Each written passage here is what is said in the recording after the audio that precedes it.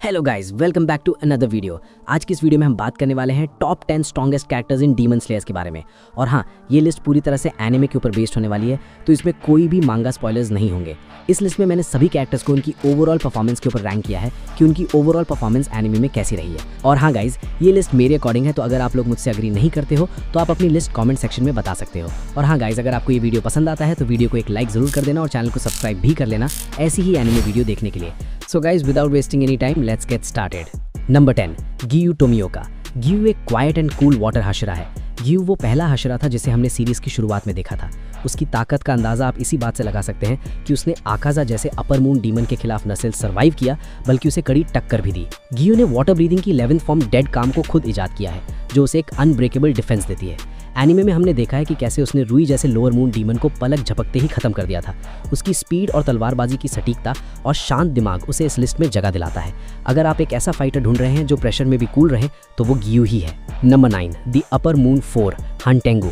इसकी असली ताकत इसकी इमोशंस को अलग अलग रूप देने की क्षमता में है। हमने स्वॉर्ड्स विलेज आर्क में देखा है कि कैसे इसके अलग अलग फॉर्म्स जैसे सेकिडो, कराकू, आइजेत्सु और उरोगी मिलकर तबाही मचाते हैं। लेकिन जब ये सब मिलकर जोहाकुटेन बनते हैं, तब इनकी पावर का लेवल ही बदल जाता है। उसे हराना इसलिए मुश्किल है क्योंकि उसका असली शरीर एक चूहे जितना छोटा हो जाता है और छिपा जाता है। जब तक आप उसके छोटे से शरीर को नहीं ढूंढ लेते, आप उसे मार ही नहीं सकते। उसकी वुड ड्रैगन वाली पावर और हेट्रेड की ताकत उसे एक बेहद मुश्किल दुश्मन बनाती है। Number 8, wind Hashira Sanemi Shinazugawa. Sanemi का गुस्सा और उसकी अग्रेशन उसे बाकी हाशिरात से अलग बनाती है। उसकी विंड ब्रीदिंग इतनी तेज है कि हवा भी तलवार की तरह कटने लगती है। लेकिन सनेमी की सबसे बड़ी खूबी उसका मरेची ब्लड है। उसका खून डीमंस के लिए नशीला होता है, जिससे वो लड़ाई के दौरान कंफ्यूज हो जाते हैं। एनिमे के हिसाब से सनेमी की एंड्योरेंस बेमिसाल है। वो शरीर पर दर्जनों घाव होने के बाद भी अपनी पूरी ताकत से लड़ सकता है। उसका वाइल्ड फाइटिंग स्टाइल किसी भी दुश्मन को डराने के लिए काफी है। Number 7, upper moon 3, Akaza. Akaza की ताकत सिर्फ उसकी डीमन होने में नहीं बल्कि उसकी मार्शल आर्ट स्किल्स में है। उसकी कंपस नीडल तकनीक उसे दुश्मन की स्पिरिट को सेंस करने और हर हमले का सटीक जवाब देने में मदद करती है। हमने मुगेन ट्रेन आर्क में देखा है कि कैसे उसने रेन गोकू जैसे ताकतवर हाशिरा को मात दी। आकाजा की हीलिंग पावर इतनी तेज है कि वो कटने के तुरंत बाद रिकवर कर लेता है। वो सिर्फ एक फाइटर नहीं है, वो एक कॉम्बैट मशीन है जो लगातार खुद को बेहतर बनाता रहता है। उसकी कॉम्बैट स्पीड और डिस्ट्रक्टिव मूव्स उसे टॉप टियर बनाते हैं। Number 6, stone Hashira Gyomei Himejima. हालांकि ग्योमे देख नहीं सकता है, लेकिन इसकी फिजिकल स्ट्रेंथ और सेंसेस किसी भी आम इंसान से कहीं आगे हैं। वो तलवार की जगह एक भारी एक्स और फ्लेल का इस्तेमाल करता है। ग्योमेई की स्टोन ब्रीदिंग डिफेंस और अटैक का परफेक्ट बैलेंस है। सीरीज में उसे एक ऐसी दीवार माना जाता है जिसे पार करना नामुमकिन है। उसकी बॉडी स्ट्रेंथ इतनी ज़्यादा है कि बाकी हाशराज भी उसे अपनी इंस्पिरेशन मानते हैं।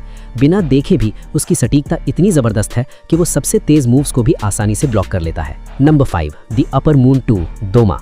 दोमा एक ऐसा डीमन है जिसके पास कोई इमोशन नहीं है, जो उसे और भी डरावना बनाता है। उसकी क्रायोकिनेसिस यानी आइस मैनिपुलेशन पावर्स इतनी घातक हैं कि अगर आप उसके पास सांस भी लें तो आपके फेफड़े जम सकते हैं। तुम ही सोचिए, डीमंस को हराने के लिए हाशिरा ब्रीदिंग का यूज करते हैं। अगर आप सांस ही नहीं ले सकते तो ब्रीदिंग कहां से करोगे? और वो बर्फ सुंदर लेकिन जानलेवा स्टैचू और लोटसेस बना सकता है जो दुश्मनों को काट देते हैं। दोमा की हीलिंग स्पीड आकाजा से भी कहीं ज्यादा है। उसे हराने के लिए सिर्फ ताकत नहीं बल्कि बहुत बड़ी कुर्बानी की जरूरत होती है। उसका ठंडा स्वभाव और जहरीली बर्फ उसे एक टॉप क्लास प्रेडेटर बनाती है। Number 4, the upper moon 1, Kokushibo. Kokushibo कोई नॉर्मल डीमन नहीं है, वो एक पूर्व डीमन स्लेयर है जिसने मून ब्रीदिंग का इस्तेमाल किया है। उसके चेहरे पर लगी 6 आंखें उसे बैटलफील्ड का 360 डिग्री व्यू देती हैं, जिससे उस पर पीछे से हमला करना नामुमकिन है। उसकी तलवार भी उसके शरीर के हिस्से से बनी है जो अपनी शेप बदल सकती है। सदियों के एक्सपीरियंस और डीमन पावर्स के मेल ने उसे एक ऐसा योद्धा बना दिया है जिसे अकेले हराना किसी भी हाशिरा के बस की बात नहीं है। उसकी एक एक स्लैश में इतनी पावर है कि वो पूरे एरिया को तबाह कर सकता है। Number 3, the demon king Muzan. Muzan किस लेवल का डीमन है ये मुझे तुम लोगों को एक्सप्लेन करने की जरूरत नहीं है। डीमन किंग होने की वजह से उसकी रीजनरेट होने की स्पीड काफी ज्यादा है। मुजान खुद को इतनी तेजी से हील करता है कि उसे देखकर लगता ही नहीं कि उस पर कोई अटैक हुआ था।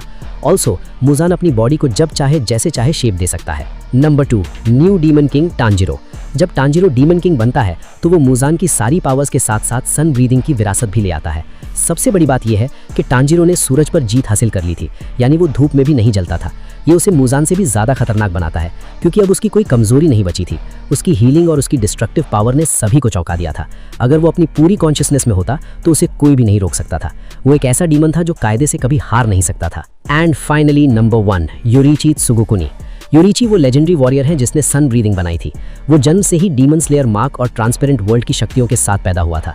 उन्होंने अकेले ही मुजान को मौत के घाट उतारने के करीब पहुंचा दिया था, जिससे मुजान आज भी डरता है।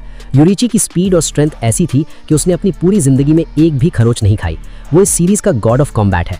उसके सामने दुनिया का कोई भी डीमन या इंसान टिक नहीं सकता। यूरिची की विरासत ही है जिसकी वजह से आज डीमन स्लेयर्स लड़ पा रहे हैं। तो दोस्तों, ये थी मेरी list top 10 strongest demon slayer characters की। आपको क्या लगता है, क्या टांजिरो को नंबर 1 होना चाहिए था या यूरिची ही सबसे बेस्ट है? अपनी राय कमेंट सेक्शन में जरूर बताएं। अगर आपको ये वीडियो अच्छी लगी तो वीडियो को एक लाइक जरूर करें और चैनल को सब्सक्राइब करना ना भूलें। मिलते हैं अगली वीडियो में, तब तक के लिए सायोनारा।